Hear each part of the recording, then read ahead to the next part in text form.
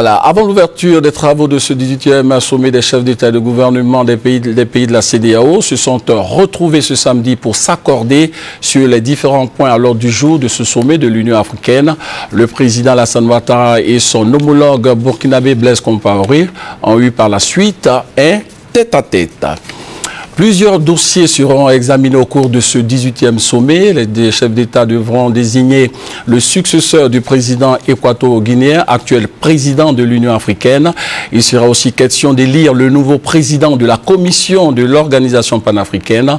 Les enjeux de ce 18e sommet avec Jérôme Kofi Abolin. 18e sommet des chefs d'État et de gouvernement de l'Union africaine. La rencontre qui se tient les 29 et 30 janvier 2012 à Addis Abeba, la capitale éthiopienne, s'annonce cruciale en ce qu'elle sera marquée par l'élection du président de la commission.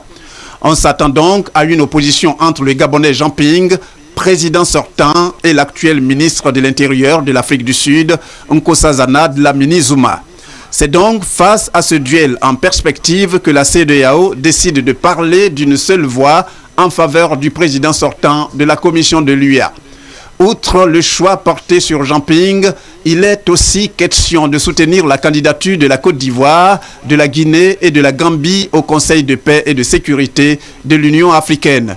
C'est dans cette même optique que le ministre ivoirien de l'intégration africaine, Adama Bictogo, qui conduit la délégation ivoirienne à la 20e réunion du Conseil exécutif de l'UIA, ouverte vendredi à Addis Abeba, bat campagne pour son compatriote, le docteur Ngetia Kwasi René, actuel directeur du département des affaires économiques de l'Union africaine, au poste de commissaire aux affaires économiques et financières.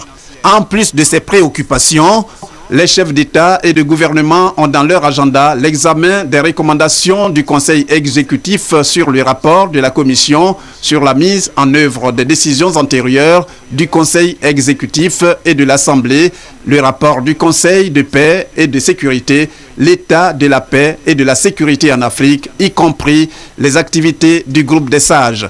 Les enjeux étant ainsi définis, la CEDEAO, bien que soudée pour la circonstance, aura fort à faire face aux autres organisations sous-régionales lors des discussions.